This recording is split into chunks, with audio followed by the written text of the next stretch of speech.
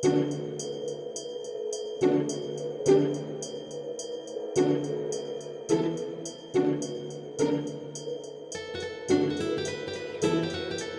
are often maligned and taken for granted, but the odds are you used and depended on one today. The extensive network of roads crisscrossing Iowa allow you to travel relatively safely, comfortably, and quickly anywhere in the state.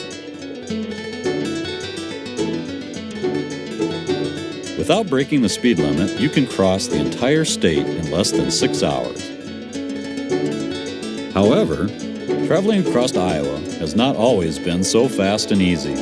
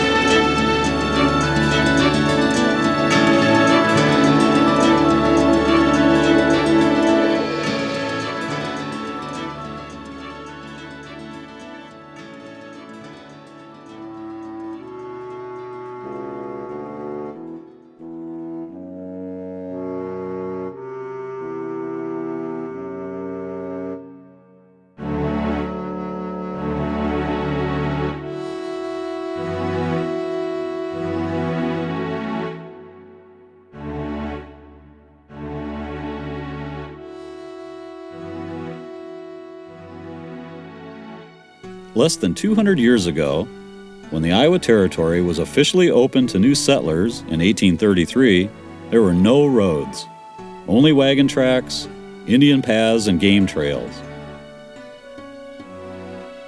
Instead of taking 6 hours in relative comfort, the trip across Iowa's endless prairie was a grueling, weeks-long trip on foot, by wagon, or horseback. Early pioneers started establishing primitive roads by marking trees and plowing paths between settlements. The 1st Regiment of Dragoons traveled through Iowa in 1835, blazing a 200-mile-long trail along the Des Moines, Boone, and Raccoon Rivers. In 1838, there was a crude stagecoach route from Burlington to St. Francisville, Missouri, just 45 miles away. The trip took 18 hours, if the weather was fine. Judge George C. Wright asked a stagecoach driver how long it would take to reach Iowa City, just 12 miles away. The driver's reply was, "About 4 hours if we can find the bottom of the trail." Robert Lucas, Iowa's first governor, signed a bill in 1838 appropriating $20,000 to build a military road from the territorial capital in Iowa City to Dubuque. Lyman Dillon, a Dubuque merchant, was employed to plow a deep, straight furrow that entire distance, setting a course for the early road builders. Between 1849 and 1851, about 50 miles of experimental plank roads were built. A plank road consisted of 6-inch square black walnut stringers embedded in a graded road surface with 3-inch thick walnut planks fastened to the stringers with iron spikes or wooden pegs. Then earth was packed around the stringers and planks. The plank roads proved to be a failure and devastated local stands of hardwood forest. As late as 1856, western Iowa was still so wild that by the time pioneers reached Webster City, they would get lost in the vast prairie. So 2 men plowed a furrow from Webster City to Sioux City to help travelers find their way. Meanwhile, back in eastern Iowa, roads had not improved much. A traveler described his journey through Iowa in 1857. "I had heard a great deal about Iowa mud, and now saw it to my heart's content. It was thick as dough and greasy at the same time. The horses slip up and the wheels slide fearfully at every inclination of the road. And when we go out for a walk, it seems as though we lifted a common-sized farm at every step. In 1858, dirt roads in Iowa began to have primitive grades and ditches provided by township trustees. All male residents in each township were required to do 2 days' work annually on the roads. It was an endless process, as early road builders didn't give much regard to engineering or efficiency. By 1900, there were over 100,000 miles of these primitive dirt roads in Iowa. That is, dirt when dry and mud quagmires when wet. In 1904, the first concrete street in Iowa was paved in Lamar's, a whole half a block long. There were only a few motor cars in Iowa at this time, so the concrete was scored into 4-inch squares to prevent horses from slipping on it. By 1905, there were 799 motor cars registered in Iowa. And even though the Iowa General Assembly passed legislation that declared the Iowa State College in Ames was to act as the first highway commission, the roads were hardly highways.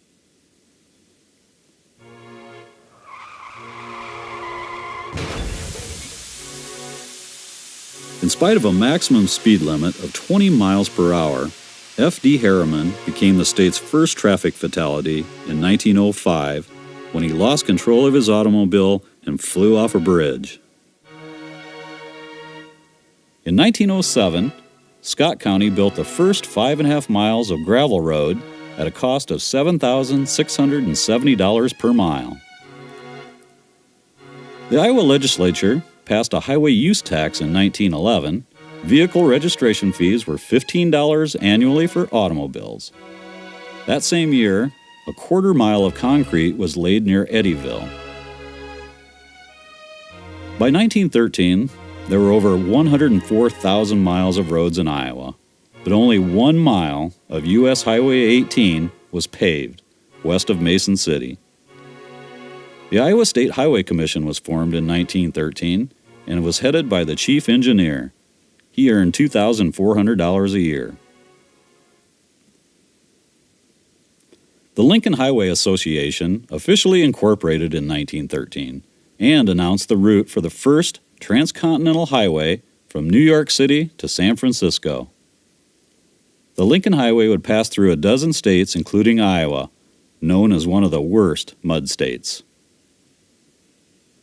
The Lincoln Highway Association was constantly promoting better road surfaces and encouraged seedling miles in states along the route. A seedling mile was 1 mile of road, at least 6 miles from a town, and paved with concrete. The idea was that a driver would travel across the concrete and then abruptly drop back into the mud, and the sharp contrast would demonstrate the wisdom of road improvement. The first and only seedling mile in Iowa was constructed in 1918 in Lynn County between Mount Vernon and Cedar Rapids. In 1915, there were over 140,000 automobiles registered in Iowa. And in 1916, there were 2,574 auto accidents, which killed 199 people. Iowa roads were dangerous at best. In 1917, 11 more miles of U.S. Highway 18 were paved between Mason City and Clear Lake, becoming Iowa's first paved interurban highway.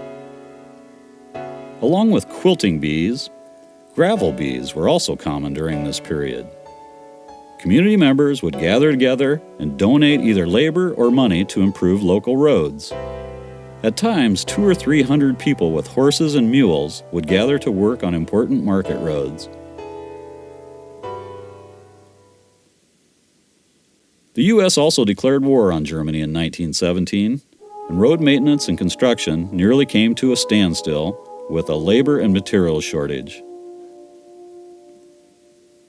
But after the war, Iowa received a large fleet of Army surplus trucks, tractors, graders, and concrete mixers to continue improving Iowa roads. Draftsmen were in short supply during World War I, so the Highway Commission created the Women's Drafting Department in 1918 to train 20 women in mechanical drawing. These women created Iowa's first official road map in 1919. The primary road law passed in 1919, and counties passed bond measures to fund the hard surfacing of primary roads. Bond measures in 1919, as today, were highly unpopular with a lot of people, but necessary.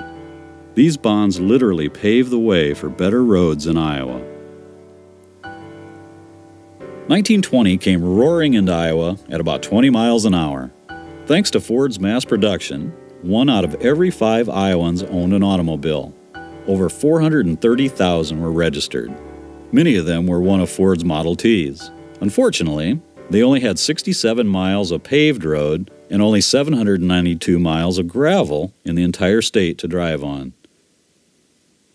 And even Prohibition couldn't lower the 1920 traffic fatality numbers. In January of 1922, every county was assigned an individual prefix number for its license plates and another number for each vehicle. A gasoline tax passed both the House and the Senate that year, but it was vetoed by Governor Kendall as unconstitutional.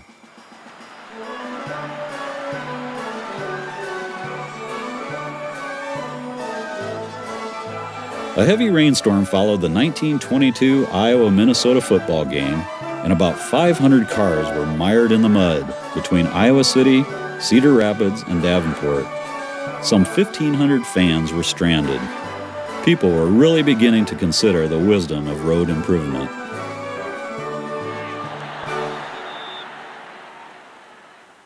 The first safety laws were passed in the 1920s, and to help prevent head-on collisions, a black center line was painted on paved roads from 1926 all the way up to 1954. Billboards were banned from the right-of-way in 1924, and a national road numbering system was approved by Congress in 1925, with even numbers running east and west and odd numbers going north and south. A fuel tax for road improvement was finally passed in 1925 as well. In the 1920s, farm loads were also getting larger and starting to put a strain on roads and bridges. By 1928, the Highway Commission was pushing extremely hard to get Iowa out of the mud, as many independent units were finally joined to form a centralized road administration. Progress was actually helped along by the Great Depression, as grading and hauling materials provided jobs for many hard-hit farmers. By 1930, there were nearly 800,000 motorized vehicles in Iowa, but there were still only a little over 3,000 miles of paved roads and less than 3,000 miles of gravel. The rest were still dirt. Asphalt concrete was introduced in 1932, with just over 300 miles laid down by 1934. Also in 1934, Mrs. Alex Miller, Iowa's Secretary of State, created the Highway Patrol, consisting of 15 patrolmen to rid the road of speeders, drunk drivers, road hogs, and unsafe cars. By 1935, the Lincoln Highway, now known as U.S. Highway 30, was completely paved, including the Iowa segment from Clinton to Council Bluffs. Iowa was truly pulling out of the mud.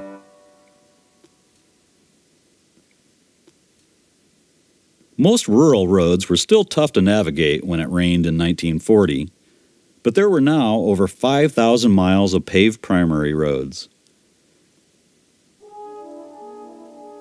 The onset of World War II nearly halted new road construction and improvements. Only 298 more miles were paved between 1942 and 1945. Tires and fuel were rationed, and highway traffic declined by 40% during the war. After the war, James Johnson, Highway Commission Laboratory Chief, invented the slip-form paver in 1947, which could finish 1 mile of concrete pavement a day without forms or supports, and it greatly excelled highway construction. In 1950, the Highway Research Board was organized, and road improvement pushed ahead until the shortages caused by the Korean War slowed progress once again. During the winter of 1953, salt was first used on some select roads to remove ice. The black center line was replaced with the white dash line and yellow no passing lines in 1954, but Iowa did not introduce no passing signs until 1959. By the end of 1955, over one half of the roads in Iowa were already 25 years or older, and they were only 18 feet wide. As the roads were repaired, they were widened, and the dreaded curbs on many roads were removed. President Dwight D. Eisenhower seriously kicked off a highway building boom when he signed the Federal Aid Highway Act of 1956, which created a national system of interstate and defense highways. Iowa's first segment of Interstates I-35 and I-80 opened on the edge of Des Moines in 1958. The Iowa legislature passed specific speed limit laws for primary roads in 1959, 70 miles per hour during the day, 65 miles per hour at night, and 75 miles per hour on interstates. By 1961, there were over 20,000 miles of paved concrete and asphalt-type roads in Iowa. And by the close of 1968, Interstate 80 was complete from Davenport to Council Bluffs. In 1964, the deck of a 240-foot bridge in Sac County was in bad shape. Instead of replacing the whole bridge, the Highway Commission poured a 1-inch overlay of Portland cement concrete on the bridge. This process was quite successful, became widely used, and came to be known as the Iowa method. In 1970, there were over 1.5 million cars and trucks registered in Iowa, and more than 30,000 miles of paved roads. During the oil embargo of 1973, Richard Nixon signed the Energy Conservation Act, which lowered the speed limit on the nation's highways to 55 miles per hour. This energy conservation measure proved quite effective. Driving just 5 miles per hour slower can increase average fuel efficiency by 6%. And with over 1 million autos in Iowa alone, that's a lot of barrels of oil. But 30 years later, we're still reluctant to slow down and save fuel. The Iowa Department of Transportation was created in 1974 to promote more efficient planning and funding of projects. In 1976, the Iowa Department of Transportation began research which led to the nation's first recycled cement pavement. In 1980, there were over 2 million cars registered in Iowa. Over $1 billion, and 27 years later, Iowa's interstate system was completed in 1985, when Interstate 380 between Cedar Rapids and Waterloo was finished. The Iowa Department of Transportation introduced a fast drying technique called fast track paving in 1986, which became very popular because traffic was allowed back on the road within 36 hours. The floods of 1993 proved that no matter how sophisticated our roads had become, Mother Nature could still drag us back into the mud occasionally. More than 63 roads were closed that summer, and 3 bridges were totally destroyed. In 1995, the 55-mile-per-hour speed limit was repealed, and the speed limit on some of Iowa's highways was raised to 65 miles per hour. In spite of all the safety measures built into the roads over the decades, traffic deaths and fuel consumption rose accordingly.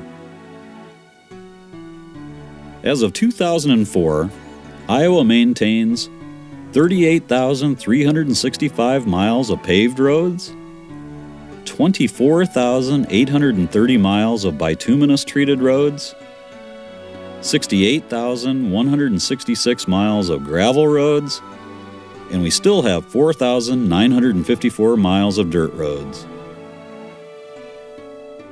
The nearly 114,000 miles of roads in Iowa are managed and maintained under 3 different jurisdictions.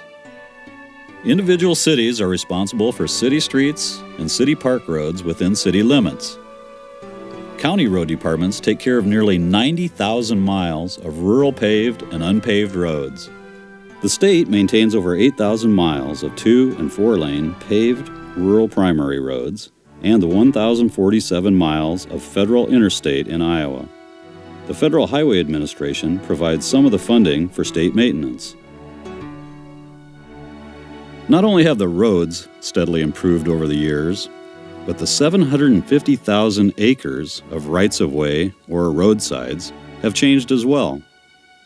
In the past, roadsides were just ditches for snow storage and for swift removal of stormwater. Traditionally, roadsides have been grass monocultures kept tidy with a heavy dose of herbicides and mowing. But in the last couple of decades, using Iowa native prairie plants, roadsides have become a lot more beneficial, practical, diverse, interesting, and colorful.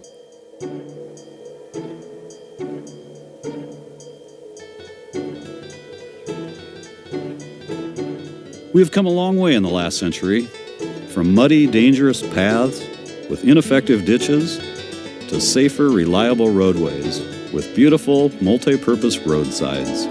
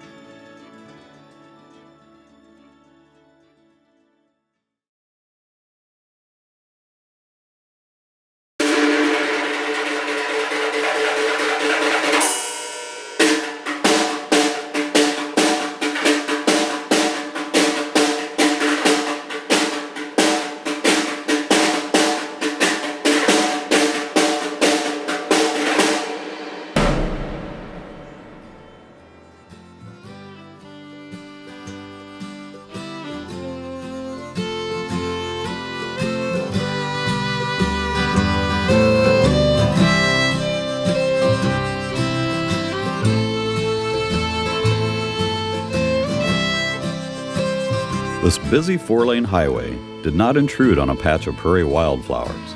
As part of the revegetation project, these native flowers were planted by Iowa Department of Transportation employees after the highway was constructed.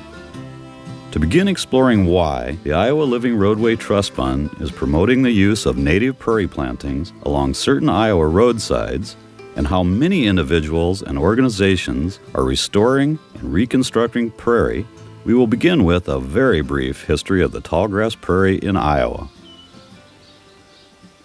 For over 8,000 years, a vast grassland ecosystem, commonly called prairie, covered over 640 million acres of North America's midsection. Short grass to the west, mixed grass in the middle, and tall grass in the east. Over 28 million acres of what is now the state of Iowa was once graced with tallgrass prairie. Some of the namesake perennial grasses of the tallgrass prairie are indeed tall. Big bluestem and Indian grass may grow to a height of 10 feet. And even though grasses may be the signature plant species, a procession of hundreds of colorful forbs also bloom on the prairie beginning in early spring all the way through late fall.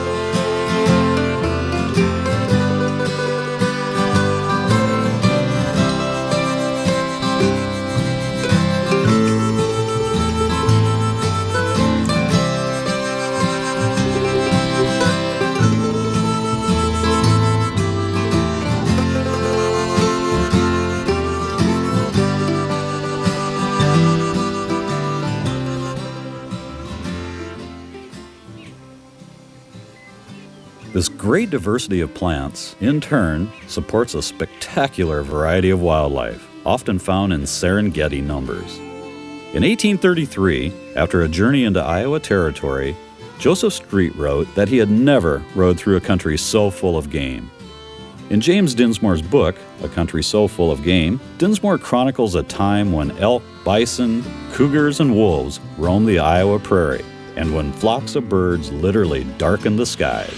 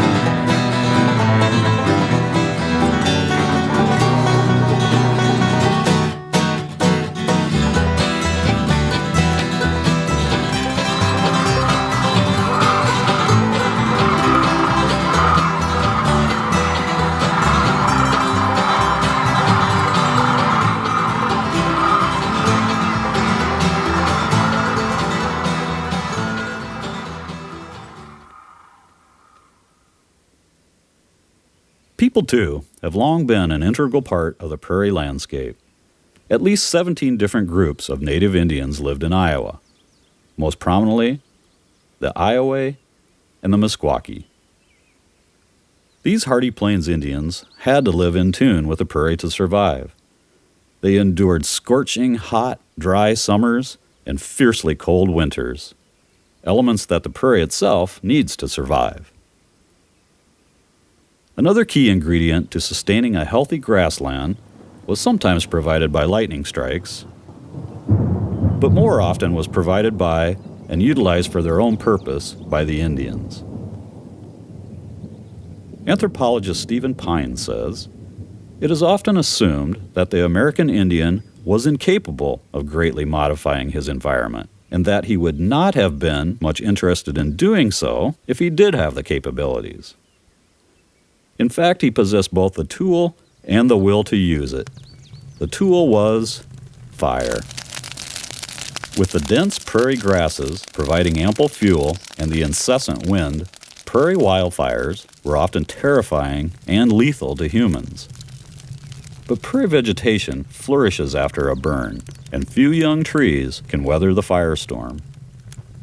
While fires rage above ground, the heat doesn't penetrate very far below the soil, sparing animals in their burrows, and the deep roots of the prairie plants are not affected at all. Eventually, the fires were extinguished, along with most of the tallgrass prairie and its inhabitants.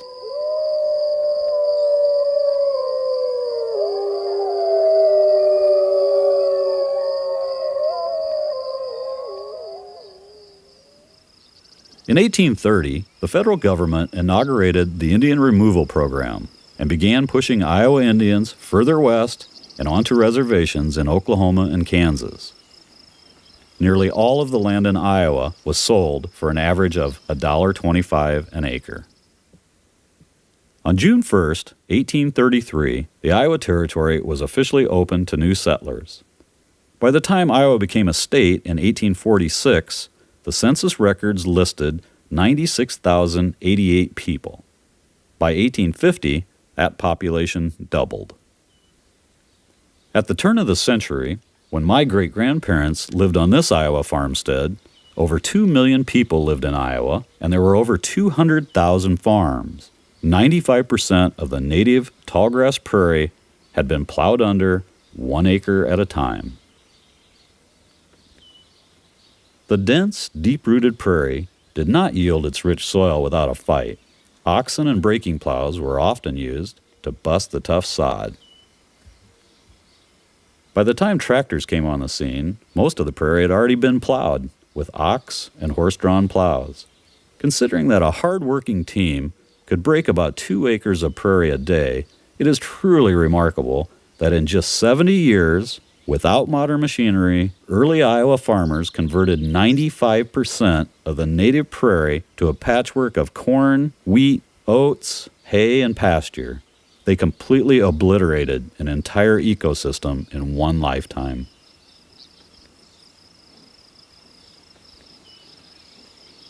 You may still see a few relatively large tracts of tallgrass prairie in the Flint Hills of Kansas and Oklahoma.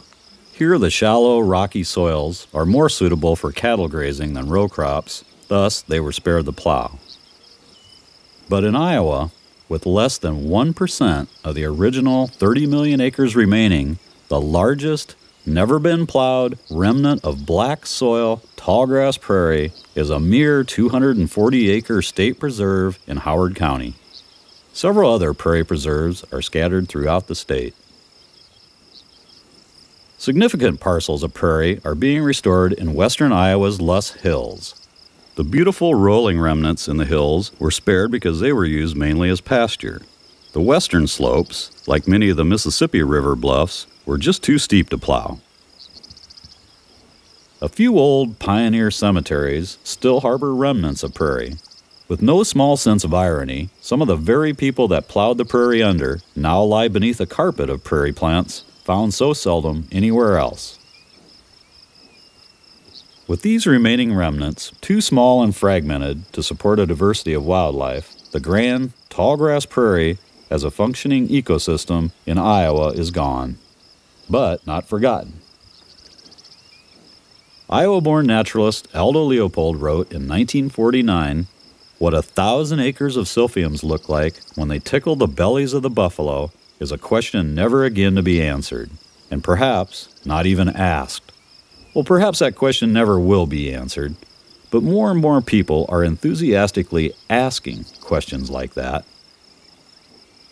A growing number of private landowners, nonprofit organizations, and government agencies are working to preserve and restore remaining remnants and to establish prairie reconstructions.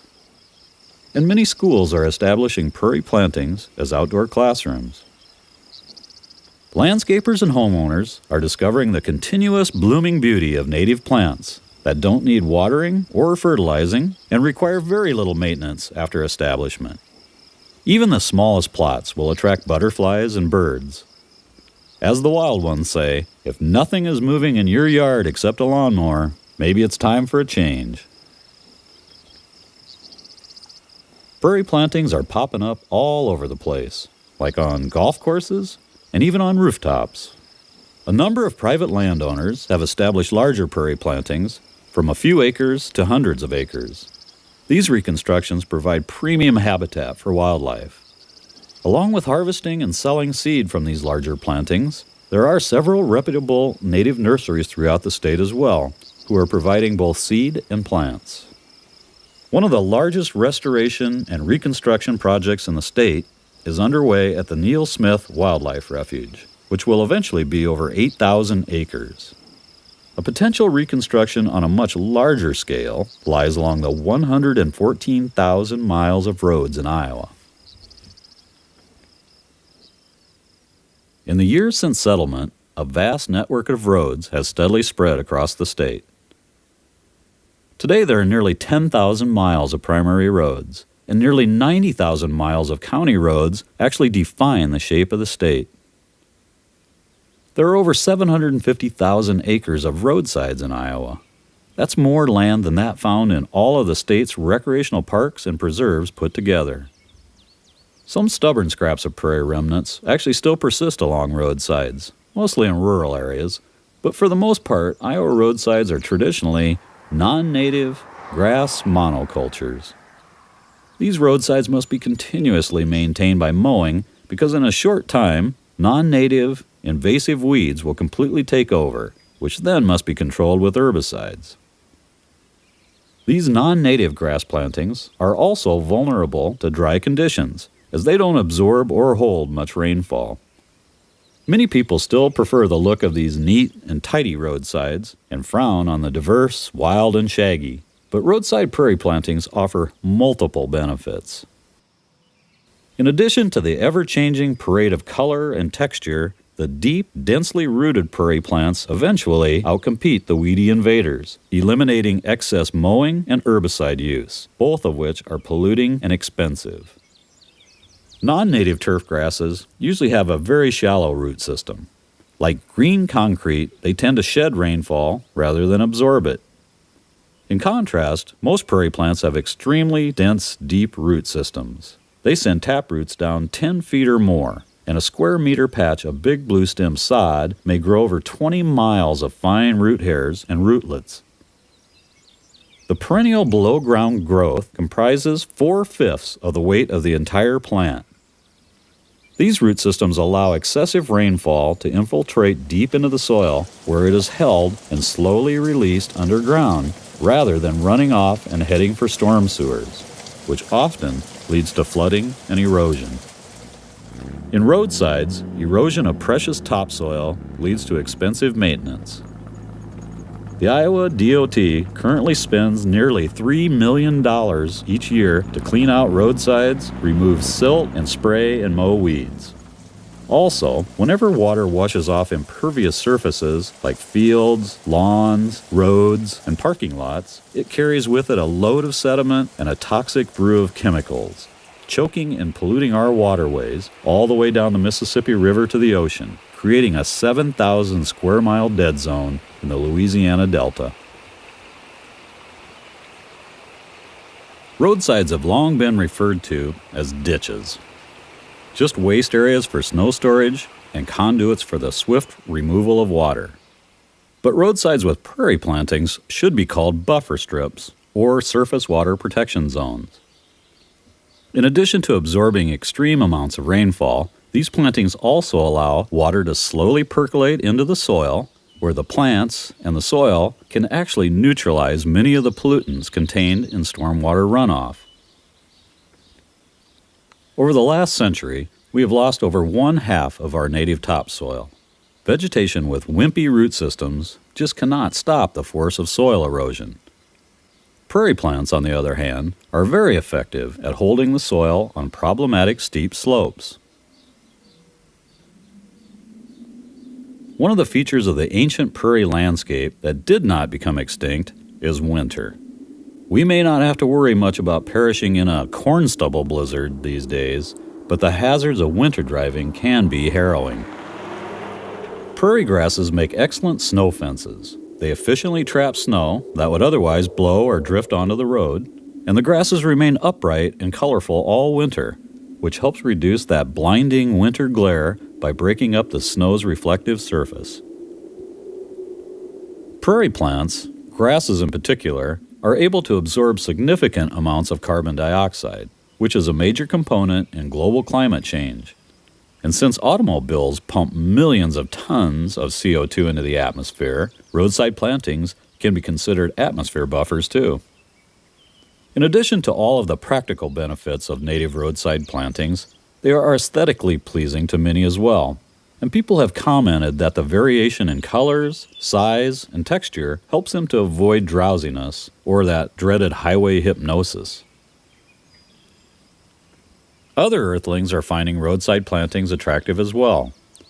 Diverse plantings also provide linear habitat and corridors for wildlife, making it easier to travel between larger natural areas. A lot of wildlife not only tolerate roadside plantings as habitat, they also take advantage of the convenient perches and the food sources available.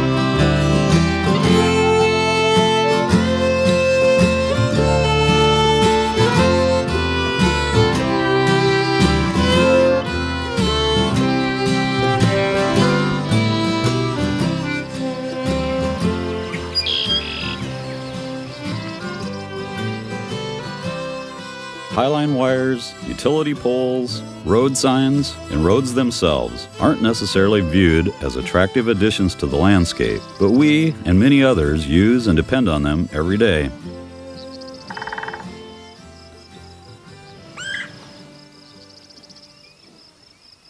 In the early 1970s, a few forward-thinking folks like Paul Christensen, Darrell Smith, and Bill Haywood started advocating and experimenting with prairie reconstructions, especially in roadsides.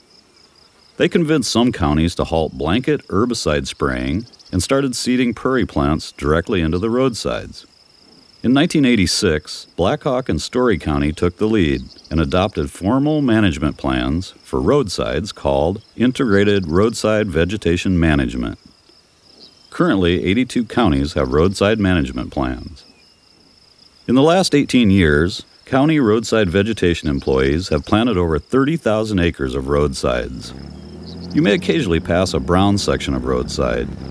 These areas have been treated with an herbicide prior to planting the seeds, with a special drill designed to handle the fluffy prairie seed.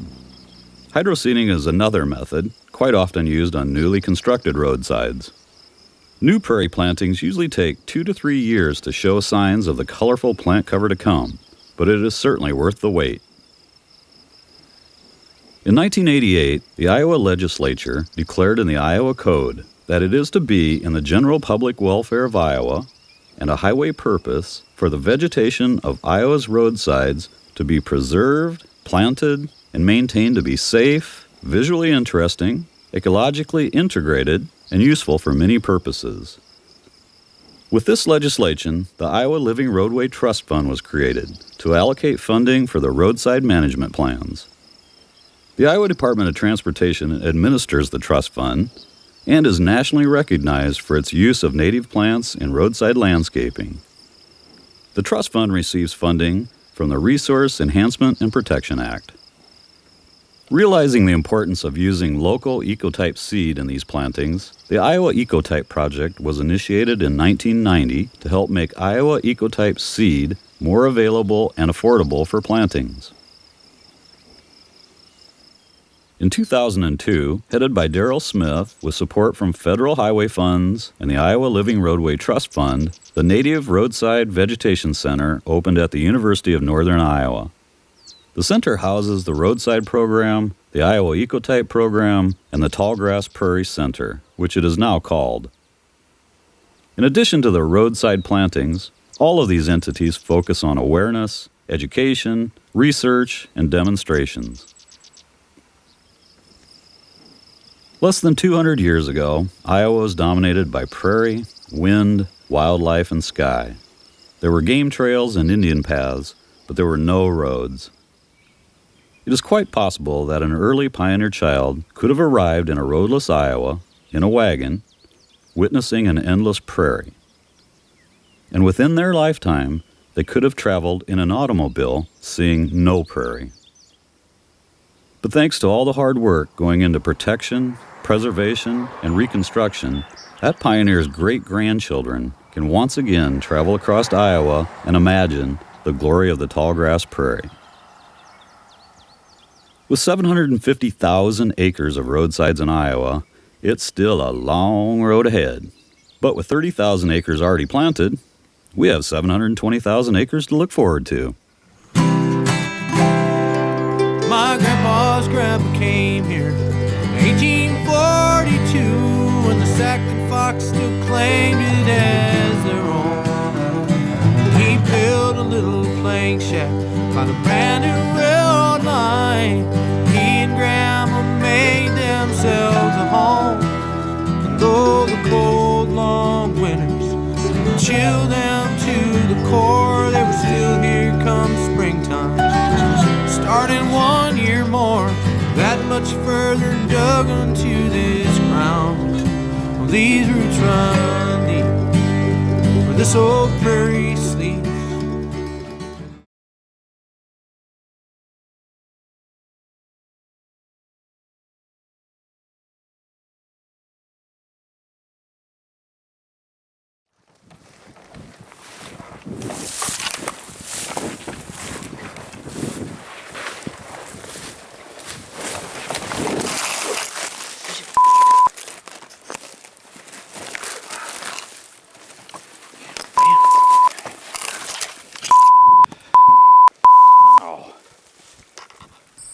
Prior to making this DVD, I have never owned a video camera in my life. But Steve Holland of the Living Roadway Trust Fund would not take no for an answer.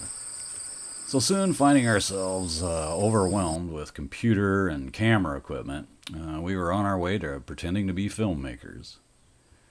Early on, I met Robert Hurst, a film major from the University of Iowa, who really helped me get started on this editing software nightmare called Final Cut Pro, seen in action here in my spacious, state-of-the-art Hollywood studio. Then later on, I was very fortunate to meet Michael Cash. He also works out of a spacious, state-of-the-art studio. Michael helped me finish Tallgrass Revival and did all of the editing for Out of the Mud. He put some really dazzling touches on both movies, including the special effects and the beautiful animated menus. And he composed all of the music for Out of the Mud. Michael's forte is sound. He's actually a music major from the University of Iowa. Well, he convinced me to re-record the entire voiceover using a much more sophisticated sound booth, which basically required me to sit in a coat closet surrounded by blankets. We even had to unplug the refrigerator because he swore he could hear the thing running. So, some 3 years later, we'd finally learned how to get things in focus enough to make a movie. The fun part was getting out and filming. Iowa has some beautiful little remnants and reconstructions, so it was a real treat to visit these places, even if I did have to haul a camera around. It's unfortunately difficult to get broad prairie vistas in Iowa without seeing the human influence on the landscape, buildings, telephone wires, and even trees and so forth. So I did spend some time filming in the Flint Hills of Kansas and Oklahoma to get these so-called endless prairie shots. A lot of the wildlife shots came from right here on our 4 acres. But the Gyrus boys found the foxes for me. Pauline and Jeff took me on a great elk safari over at Neil Smith. My very good old friend Jerry Bodker called me from western Iowa to come film the coyotes in a den on his property. Unfortunately, it's about as hard to film some of the wildlife, prairie wildlife, as it is to get some of those unaltered prairie vistas that Iowa used to sport. But thanks to all these people, we got a nice little representation of the wildlife that struggles to survive here in Iowa. The quality of the cinematography was never as high of a priority for us, though, as was the message that we wanted to convey. Steve Holland has always focused a lot of attention on awareness and education. So we wanted to highlight all of the benefits of and the hard work and the commitment that goes into native landscaping, with an emphasis on the native prairie plants used in roadsides, and to provide a brief introduction to prairie. To the uninitiated, prairie often appears as a weed patch. But more often than not, with a little educating and awakening, most people will come around and see things in a different light. We will leave no potential prairie fan behind. The most difficult task of making a Tallgrass Revival was condensing the history of tallgrass prairie in Iowa down to a few minutes. The history of the prairie is, it's as complex as the prairie ecosystem itself. So it was our hope that this scaled-down introduction to prairie would inspire people to find out more and maybe go out and explore a prairie themselves. And I'm quite pleased that several people have come up to me after a viewing of the film and announced that they were inspired to do some native landscaping themselves. One gentleman that I've gotten to know recently is going to do 100 acres, and a few other people are going to do a little backyard butterfly garden or a rain garden or something. So we were quite pleased that the video seemed to have that effect on people. Mike Finders wrote the great music for Tallgrass Revival, and the Mike and Amy Finders Band performed it beautifully. Mike said that he learned a lot about prairie while working on this project, and he also had an epiphany leading to finding his own prairie roots, going way back to 1842 when his great-grandparents settled near Marshalltown. And this inspired the song These Roots Run Deep.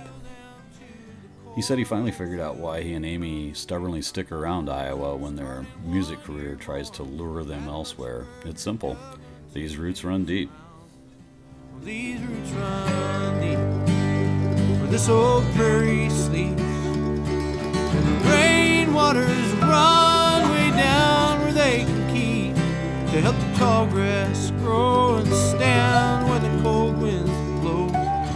Here between where these two rivers flow, where the grasses of this prairie grow 6 feet from the ground, fields stretched as far as you can. We actually put Out of the Mud together after a Tallgrass Revival and then made it a prequel. I never in my wildest dreams imagined that I'd be making a film about the history of Iowa roads. It hardly rivals like the Civil War, or baseball, or jazz. But once we got into it, it's a pretty fascinating part of our history. And the library at the Iowa DOT just has heaps of great old archive photographs, and they were just begging to be shown the light of day. And thanks to Hank Zolotel, he let Steve and I scan them all. So, well, we also got some cool vintage photos from Mary Bennett at the Johnson County Historical Society here in Iowa City. And the car wreck photo from the State Historical Society in Des Moines is the amazingly clear actual photo taken in 1905. So it was definitely fun working with all those old shots. I filmed some of the vintage cars down at the old Threshers reunion in Mount Pleasant. And several guys like Bob Gerds and Larry Brenizer and John Daly, they were so cool about it. I just came up and asked them if I could film their old cars, and they were more than glad to give me a ride and go out of town to do some filming. And man, that was about 3 years ago, and they're probably even wondering if I ever finished this film or if I was for real or not. John Bratton, who manages Duffy's Collectible Autos up in Cedar Rapids, was a fantastic help. Once a week for a while, Val and I would go up there after work, and the three of us would each drive. We would drive 3 old cars out into the country to do some filming. And Val's seen here in her cameo appearance wearing her 6th grade glasses. The cars. We noticed that the cars really don't look right in color, especially when, one is from 1909, like the old Stanley Steamer. So Michael Cash found a brilliant solution. First he made the oldest cars in the photo sepia, and then he overlaid them with a kind of a crackly, streaked, spotty sky footage that he got from a 1935 film. Then as the movie progresses, the film turns from sepia to black and white and kind of washed out color, and then the cracks and popples go away, and then finally it's in brilliant full color. Brilliant, Michael. Lest I be remembered for making a film glorifying roads and advocating paving the earth, I should say that all these roads crisscrossing Iowa have been here for nearly 200 years in one form or another. And we all use them every day, and they're not going away. So in my opinion, roads themselves are not beautiful, but filling that amazing amount of acreage of roadsides with prairie plants sure seems practical, and it makes it a whole lot easier on the eyes. My last thought is that I hope this DVD only augments, but doesn't replace actually getting outside and romping around and exploring a real prairie. Just, getting out and we have way too much virtual nature. Maybe our new motto should be, no child left inside. I always, when I'm talking to teachers and parents or whatever, I always drag this old photo of me taken on a prairie school field trip way back in 1968 in western Iowa. And my message is, please don't ever underestimate the power of a field trip. Yeah, I can hear you fine. I don't know. I can't see anything though. I don't know what's wrong here. Oh, I forgot to take the lens cap off.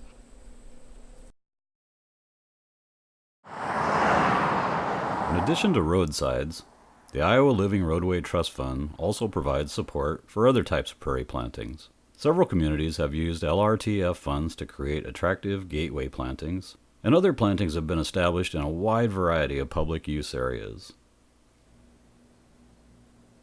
Many of the hiking biking trails in Iowa are bordered with tall grass plantings as well. A great way for people to learn about and appreciate a prairie planting is to experience the real thing firsthand. The act of planting a seedling and watching it grow and mature into a community is a powerful learning experience. All of the best technological teaching tools, no matter how sophisticated, cannot rival actually being there. On school grounds, prairie plantings offer a practical way to take students on field trips without time and transportation restraints. These outdoor plantings provide excellent opportunities for a variety of activities across the curriculum. Being close to the school also makes it possible to witness the seasonal changes throughout the year. Curriculum or not, most kids will know exactly what to do when you toss them in a prairie. They will explore and discover. Just like all prairie plantings, they take some time and effort, but once established, they offer all the many other benefits of a native planting. They provide wildlife habitat, erosion control, less mowing, and they lend a splash of color and texture to the school neighborhood. To help you establish your own prairie planting, whether it is a small backyard butterfly garden, or an outdoor classroom, or a large reconstruction, the Living Roadway Trust Fund offers a variety of educational materials. A Blooming Heights poster illustrating the relative heights of many common species will help you choreograph a planting and give you an idea of what to expect when the plants mature. A Blooming Dates poster will help you select species so that you will have continuous flowering throughout the growing season. Other posters show the plants that will do well in different types of soil conditions. They also illustrate some of the wildlife that your type of planting may attract. The backs of the posters provide a brief prairie history and planting tips. To contact the Iowa Living Roadway Trust Fund for more information and to order a free set of Jewels of the Prairie posters, you may call 515-239-1768 or check their website www.iowalivingroadway.com.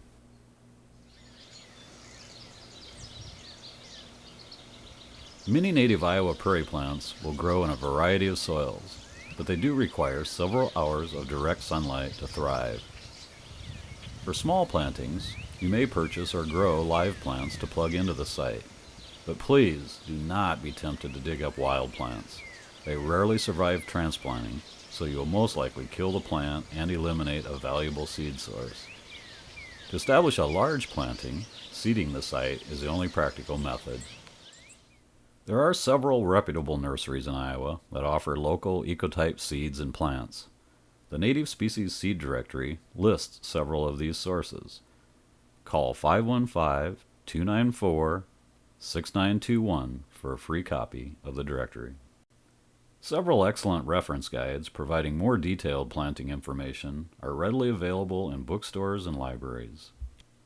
For a free copy of the planting guide Going Native by Lauren Lown and more advice on establishing a prairie planting, you may contact the Iowa Prairie Network by calling 515-963-7681 or check out their website www.iowaprairienetwork.org.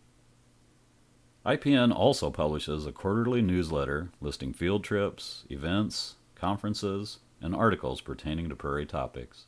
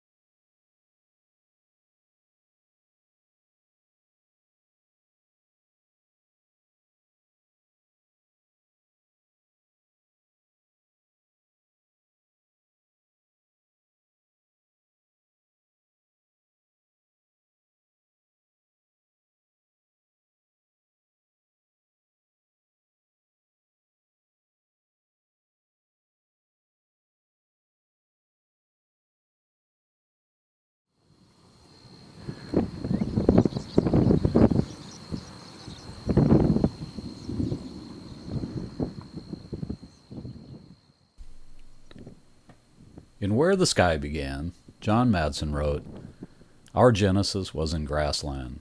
Perhaps our Garden of Eden was prairie." Not even Rip Van Winkle could have slept for 20 years on a prairie. The place for that is a deep glen that encloses a man in a snug vessel of trees and hills, insulating him from the sky and wind. A grassland crackles and flows with stimuli, charging a man to get on with something. A prairie never rests for long, nor does it permit anything else to rest. It has barriers to neither men nor wind and encourages them to run together, which may be why grasslanders are notorious travelers and hard goers, driven by wind and running with it, fierce and free. Forests have surely housed many free and fierce people, but I somehow imagine them as being preoccupied with laying ambushes in thickets, worshipping oak trees, and painting their bellies blue. I could never take Druids seriously. They're not in the same class as Cossacks, Zulus, Maasai, Mongols, Comanches, Sioux, the highland clans of the treeless moors, and the trail drovers tearing up Front Street. Grasslanders all.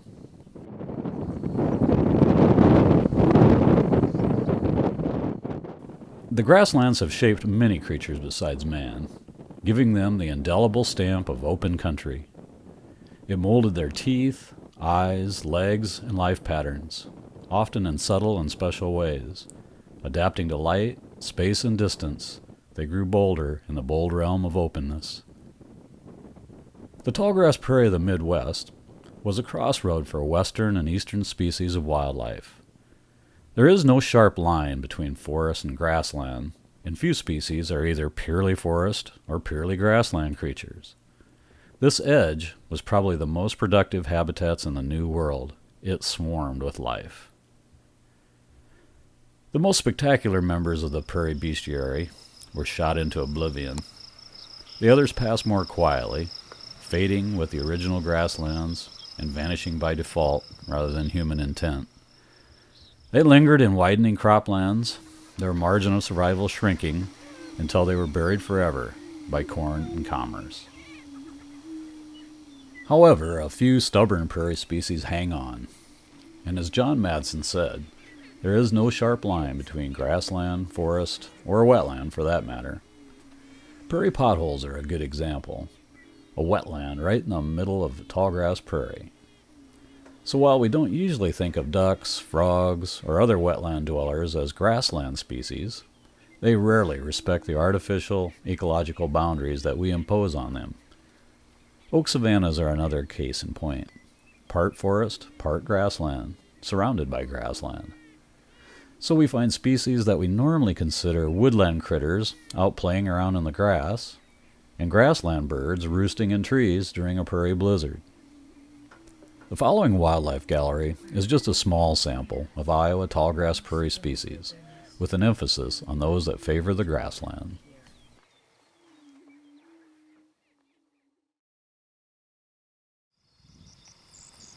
The American bison, commonly called buffalo, are considered by many to be the consummate mascot of the Great Plains. Before Europeans reached the New World, there were perhaps 50 to 75 million bison spread out across the North America. The monumental herds of millions of bison were found mostly west of the Missouri River, in the mixed grass prairies, but smaller herds were common in Iowa. In 1820, Stephen Kearny saw a herd of 5,000 in Clay or Palo Alto County. A convoy traveling through Clinton County in 1839 was stopped for 2 days by a herd of bison, but most of the herds in Iowa were much smaller. Grazing mainly on prairie grasses, bison can weigh up to 2,000 pounds. Their thick coats, powerful forelegs, and necks help them forage through deep snow and ice. They are well adapted to survive the brutal prairie winters. Most of the bison east of the Mississippi were wiped out by 1820, and most were killed in Iowa by the 1840s. A few stragglers were reported as late as 1870 west of West Okoboji in Dickinson County.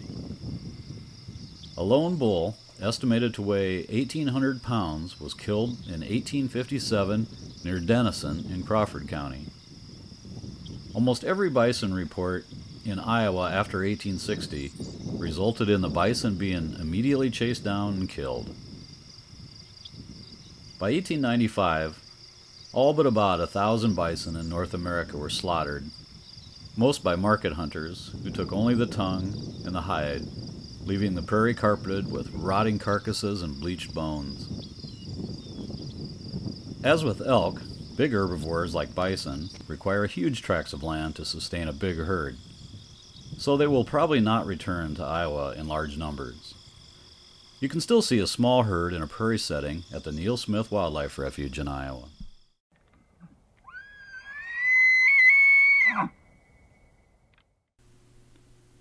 Most people associate elk with mountain meadows and woodlands, but they were quite common and at home on the open tallgrass prairie in Iowa, more common than bison. A herd of 500 or more was reported in Sac County in the early days. Elk would usually scatter and spread out in the summertime when the lush prairie provided ample grazing. An 800-pound male was shot in Hancock County in 1867. Its antlers are still on display at the Kossuth County Courthouse in Algona. In the winter, they would herd up on frequent woodlands and oak savannas, where they browsed on young seedlings, helping to maintain the prairie plants growing below. In the early 1800s, elk were found in most of the United States, but since they were large and tasty, elk east of the Mississippi were wiped out by the mid-1800s. Most of the elk in Iowa were gone by the 1860s. The last record of elk in Iowa was a herd of 200 or more hunted down in Osceola County in 1871. It's doubtful that truly wild elk will ever be seen in Iowa again in historic numbers, since they require very large blocks of suitable habitat. But you can, once again, see a small herd of elk roaming the prairie at Neil Smith Wildlife Refuge near Prairie City, Iowa, where they have been reintroduced and where these shots were filmed. For every ton of bison and elk grazing on the prairie, there are a ton of smaller herbivore mammals foraging, albeit less conspicuously, down in the grass. Mostly rodents like ground squirrels, mice, voles, and gophers. Largely unseen, these herds of tiny mammals influence the prairie on the same scale as their huge counterparts. Rodents inhabit grasslands in staggering numbers, feeding on an endless supply of grasses, seeds, roots, and fruits. They in turn provide a hearty food supply for prairie carnivores such as hawks, coyotes, mink, weasels, shrews, snakes, fox, skunks, and badgers. The larger prairie carnivores such as bears, cougars, and the wolf have all but vanished. Of the larger carnivores, only the coyotes seems to have survived in appreciable numbers. John Madsen writes, "There is some concern over the future of the American coyote, particularly among those who deplore the tireless persecution of a classic American predator. But I'm inclined to share Bob Henderson's hunch that the coyote is master of its own fate. Bob knows as much about the coyote as any man living, and he aired his opinion late one December afternoon while we were dressing out a buffalo cow about 50 miles south of Abilene. We were making a careful job of it, for this was to be much of our winter's meat, and our work was being monitored by a squad of coyotes that perched out there on the prairie and crooned at us.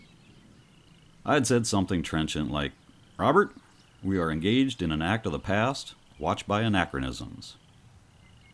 Well, Robert paused to stone his knife and opined that there would be coyotes long after we were gone, and they'd probably using the artifacts of our technology as scent posts, which was a damn good idea. It resolved to this: coyotes are simply more efficient at tuning in on environmental changes than we are, learning fast, applying it sensibly, and succeeding without waste.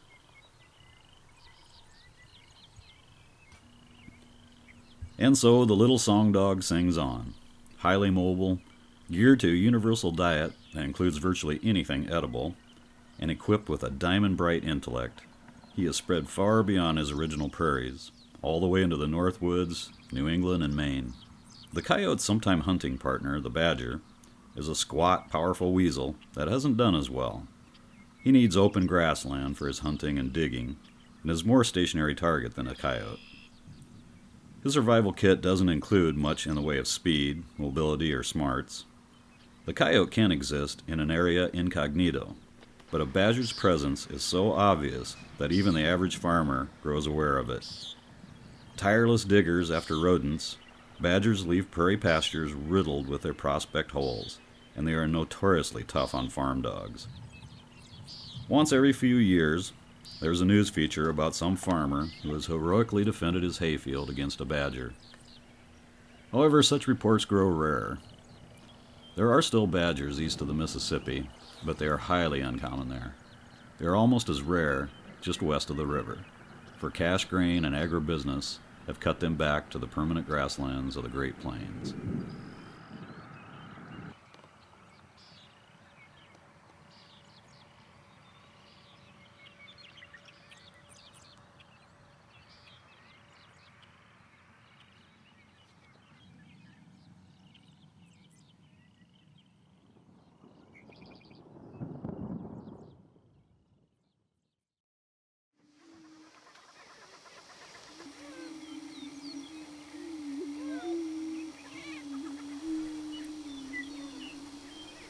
The greater prairie chicken is about as close as you can come to a pure prairie species, and is more symbolic to prairie than the bison.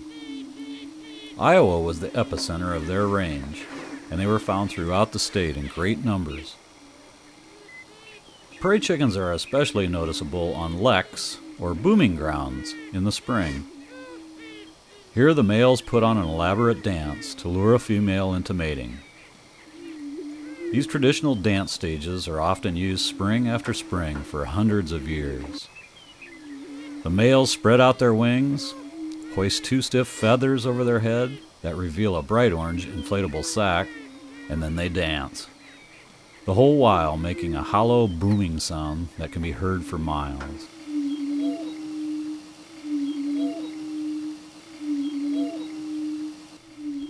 John Madsen wrote, "It is a lonely, wild sound made by a lonely wild bird. It has the quality of an ancient wind blowing across the smoke flap of a wickiup, companion noise to an Indian courting flute and the drum of unshod pony hooves on bluestem sod. In all of modern America, there is no more lost, plaintive, old-time sound than the booming of a native prairie chicken. And when it is gone, it shall be gone forever. All our television will not bring it back to us. And none of our spacecraft can take us to where it vanished. It is the last fading voice of the prairie wilderness."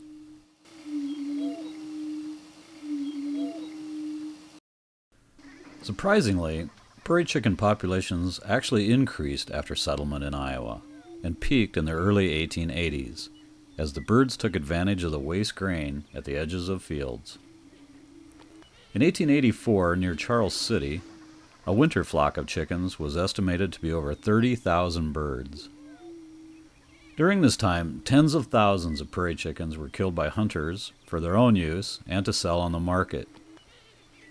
A team of hunters in the 1860s killed 708 in one day south of Marshalltown. Market prices for prairie chickens ranged from 75 cents to $1.25 a pair. Hunting was stopped in Iowa in 1917, but by 1930 there were only a few hundred nesting pairs left. About 50 birds were recorded in Appanoose County as late as 1952, but they were gone by 1956. Attempts to reintroduce prairie chickens to Ringgold County have met with some success, and you can still hear small populations booming in Missouri, Kansas, the Dakotas, Nebraska, and Oklahoma.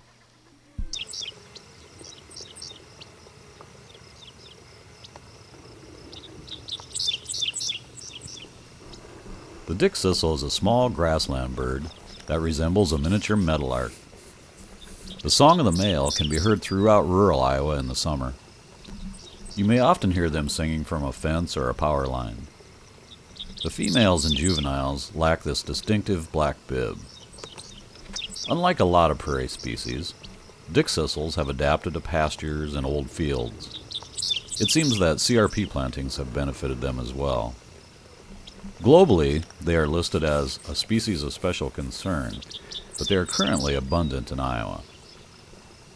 Dickcissels are quite the nomads, with populations showing up and then disappearing in different regions at different times. They're adventurous migrants, too. Most fly straight through Central America to their wintering grounds in Venezuela and then return in the spring. But some wander all over the globe and have been seen 100 miles offshore.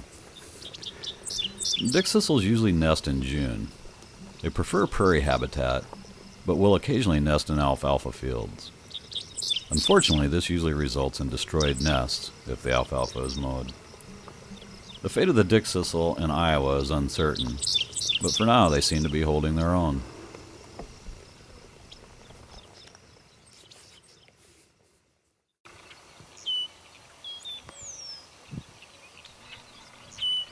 The bobolink was once a common species in Iowa prior to the switch from open prairie to the intense agriculture of today. They're considered a prairie obligate species since they both nest and feed on prairies. They do, however, feed on dandelion and other weed seeds as well, and they will nest in suitable hay fields.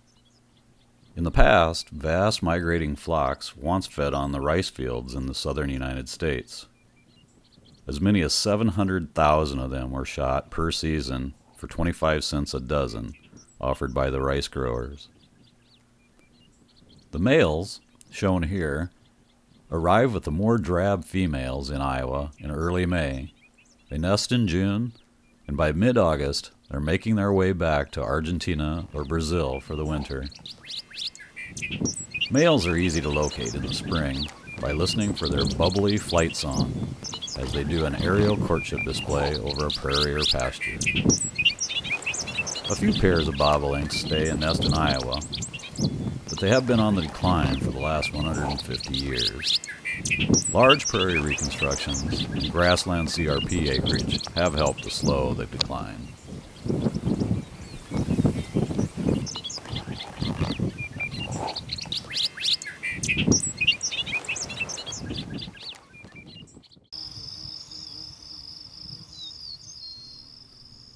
John Madsen calls the meadowlark one of the prairie originals, our true American lark, and probably the most abundant songbird on the virgin prairies.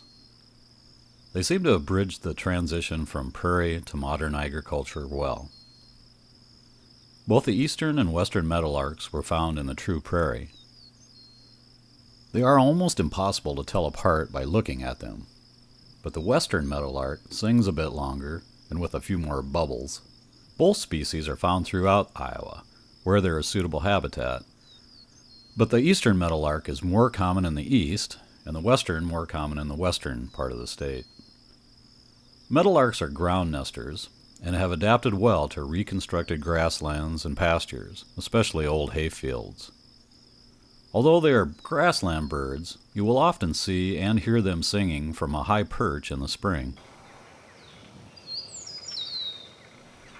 In spite of relative abundance, meadowlarks have been in decline and are on a special concern list. Converting more and more pastures to row crops and mowing hay during the nesting season contribute to the decline. Likewise, grassland reconstructions help improve the chances that we will continue to hear the melodious song of the meadowlark. Common yellowthroats are small warblers that prefer to hang out in the moist, shrubby neighborhoods of a prairie and can often be hard to observe, except in the spring when the male sings his distinctive mating serenade from a higher perch. The female of the yellowthroats lack the black mask and are very secretive. They make their nests on the ground. The males arrive in Iowa in April or May, and the females arrive about 10 days later. The males stop singing in August. They they abandon their family and begin their southern migration to the southern U.S., Virgin Islands, and as far as Colombia. The females and young follow a couple weeks later. Common yellowthroats are found throughout Iowa, and they seem to be doing very well. Obviously, preserving and restoring wet prairies will help them carry on.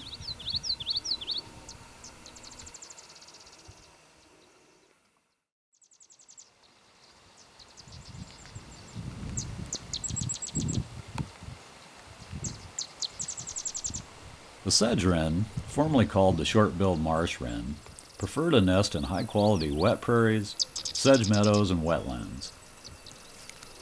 They're small and a bit drab, but they can be located easily by their clattery call.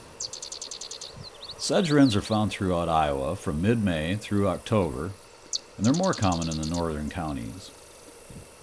Unlike their cousin, the marsh wren, they avoid deep wetlands, and they build their globular woven nest with a side entrance in dense grasses or sedges. These tiny wrens make their way all the way to the southern U.S. and Mexico to spend the winter. Since we've drained 95% of our shallow wetland prairie complexes, the sedge wren population has declined steadily in Iowa, but do respond to restorations and delayed mowing in grass waterways and roadsides.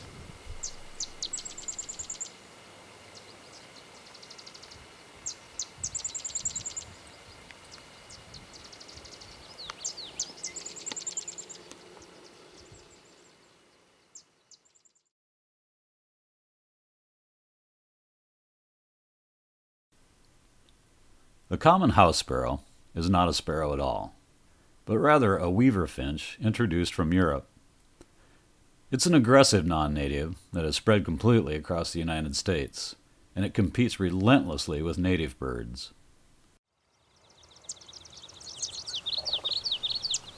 Swamp sparrows are one of some 17 species of native true sparrows in Iowa.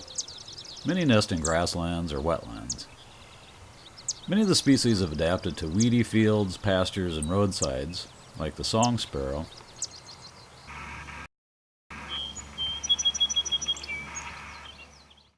but a few species like Henslows and LeConte sparrows are rare and threatened in Iowa.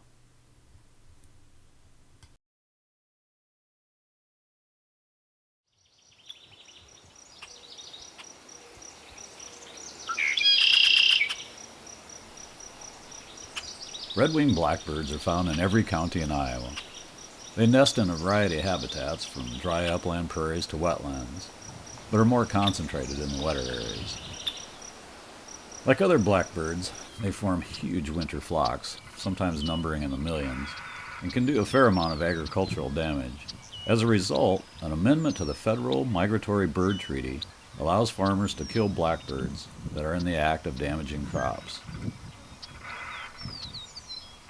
In spite of this amendment, red-winged blackbird populations in Iowa are definitely holding steady.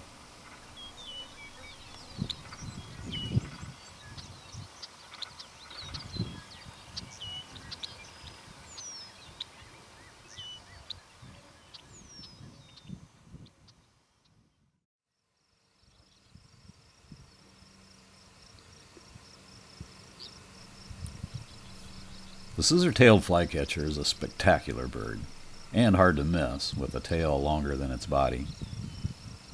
James Dinsmore and the other bird breeding survey folks have recorded 21 sightings in Iowa since 1946, but the only recorded nest was near Ames in 1979. They winter as far south as Panama, and like all migratory birds, they face a gauntlet of environmental threats. But they do seem to be expanding their range, as Missouri, Minnesota, and Illinois are reporting a growing number of scattered records. Your best bet is to travel to Kansas or Oklahoma to see one, but they are becoming more popular in Iowa. Nighthawks are generally sedentary during the day, but are commonly seen swooping over grasslands at dusk, scooping up flying insects. They can be heard, too. Along with their distinctive call, they make a roaring sound as the wind rushes through their feathers during a dive.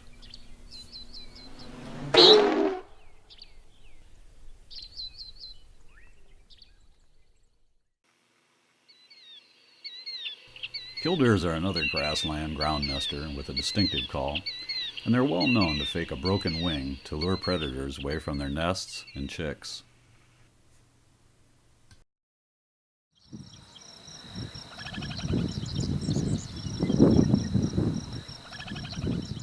The upland sandpiper was also known as the upland plover or grass plover. It's officially a shorebird, but is almost strictly a grassland species and seldom found near water. This graceful bird was once found throughout Iowa's prairie in vast numbers. Outdoor writer Emerson Howe recalled hearing many of them passing over Iowa City one night in 1878. The flight lasted for more than an hour. Did you notice that he recalled hearing them? The melodious whistle of the upland sandpiper is quite distinct. Imagine multiplying this single call thousands of times for an hour. This huge flock was probably whistling its way to or from its wintering grounds in South America, as far south as Argentina. After settlement, many sandpipers were hunted for the eastern market.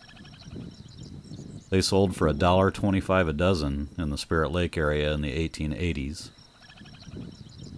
With the demise of the prairie, their population plummeted as well in Iowa, and has continued to decline to the present time.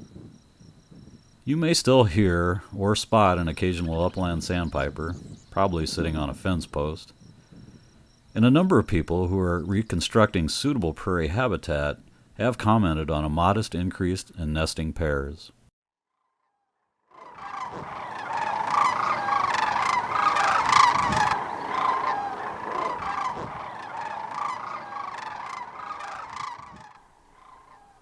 At the time of Iowa's settlement, sandhill cranes and whooping cranes commonly nested on the prairie pothole wetlands in Iowa, and both stopped in Iowa on their migration from the southern United States and Mexico to their breeding grounds in the northern U.S., Canada, and Siberia.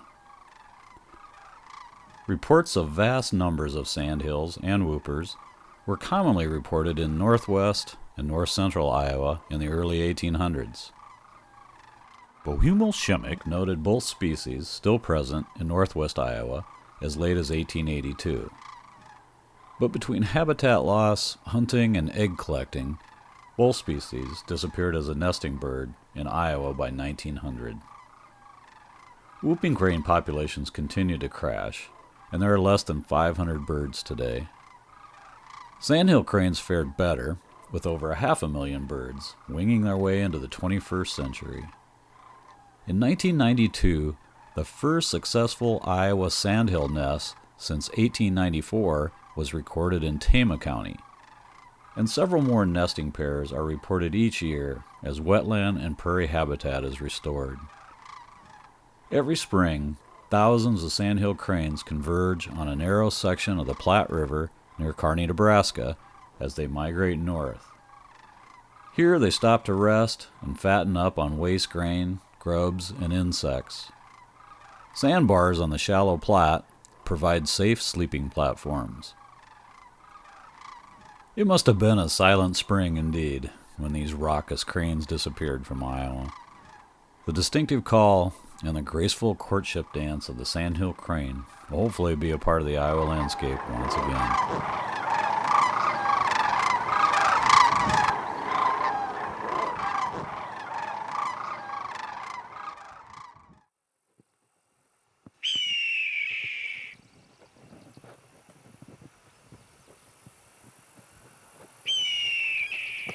Several species of hawks, falcons, and owls can be seen hunting over grasslands. If you look up during a prairie hike, you can almost count on seeing a red-tailed hawk soaring above and letting out a regal scream or two. Turkey vultures are also commonly seen overhead. They're much larger than red-tails and have a distinctive V shape. And of course you'd never confuse the two up close. The northern harrier, formerly called a marsh hawk, is another raptor that hunts small prairie mammals. Harriers have long, slender wings and a long tail with a white rump patch. While redtails are fairly common, the harrier is listed as endangered in Iowa and one of our rarest nesting birds.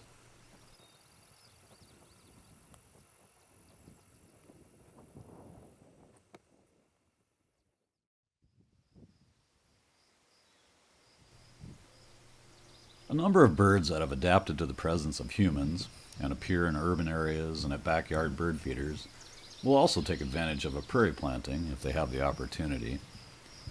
Bluebirds seem to do very well on a prairie lawn edge.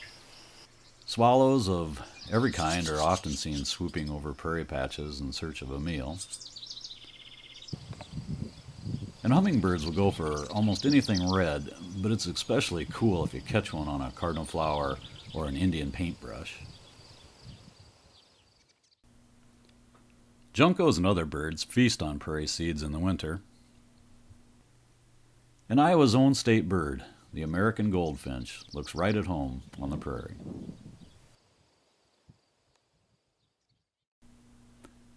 As noted before, lots of our fellow earthlings break our classification rules. Here's a downy woodpecker, mostly a woodland species, that just flew out of a prairie planting and is now hammering away on a native hibiscus plant, which is a wetland species. Woodpeckers in general are common residents in prairie oak savannas, like redheads and red bellies. Screech owls frequently hunt out on our humble little prairie patch, and I've seen flickers out foraging on the open ground on a prairie planting as well.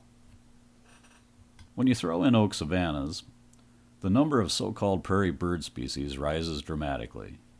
And when you add prairie potholes, the lines of ecosystems really become blurry, and it gets a bit absurd. And soon you have to consider ducks, kingfishers, and then herons, and finally even you have to consider pelicans as being prairie species as well. The bottom line is, the more diverse the habitat, the more diversity of wildlife it will support. Snakes are probably the most common reptile on a prairie. One northern Iowa settler claimed to have killed 300 Massasauga rattlesnakes in one day. But these vipers and timber rattlers are extremely rare in Iowa today. Now, the harmless plains garter snake is probably the most common snake that you'll encounter on a prairie hike. If you're lucky, you may catch a glimpse of a rare six-lined race runner or a prairie skink, and even luckier if you can film them. Painted turtles inhabit prairie potholes, but the true prairie reptile is the ornate box turtle.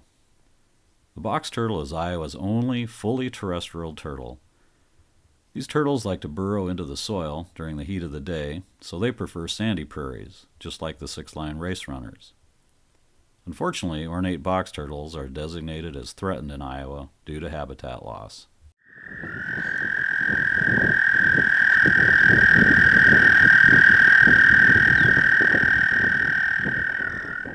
Amphibians, like toads and frogs, are most commonly found in wet prairies and potholes. But having upland prairie surrounding a wetland is critical habitat, because even though these aquatic creatures must lay their eggs in the water, they spend a considerable amount of time foraging for food in the surrounding prairie, as do chorus frogs, leopard frogs, and many of the 11 species of frogs living in Iowa.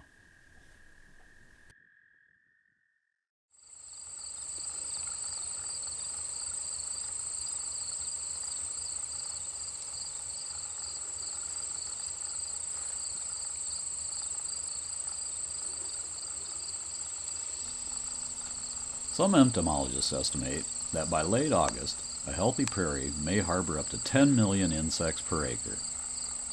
Without insects, the prairie, its plants, mammals, birds, reptiles, and amphibians would never have existed.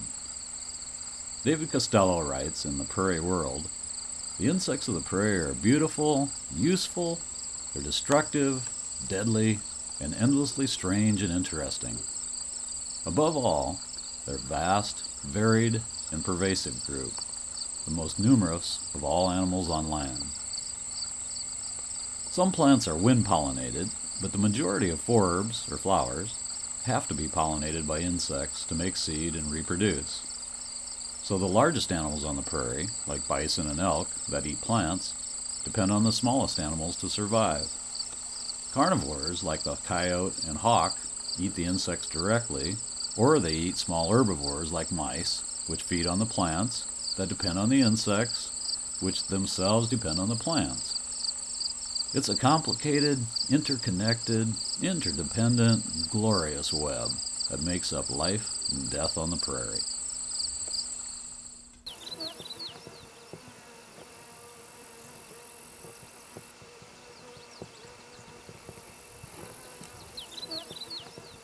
Native bees and flies are found collecting nectar and pollinating flowers in the process everywhere on the prairie. Thousands of species are listed.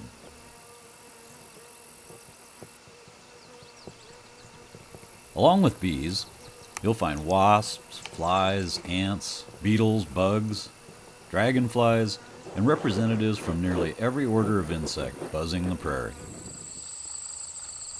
Butterflies and moths are among the most colorful members of the insect world. There are over 700 species of butterflies in North America, and many of them can be seen floating over a prairie.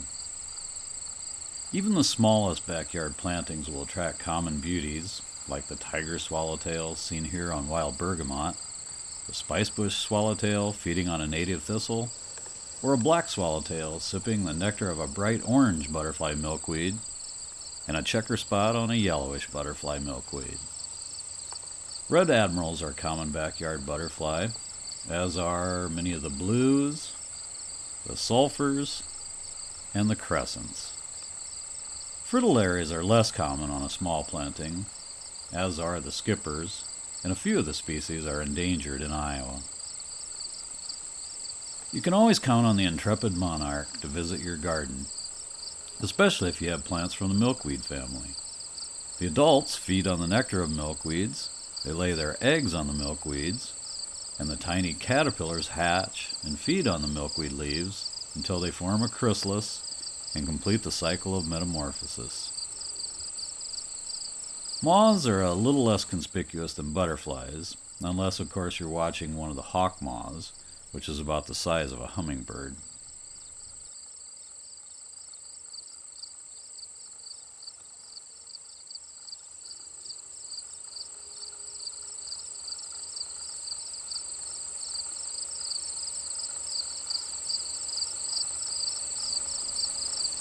"95% of the insects are harmless and benign.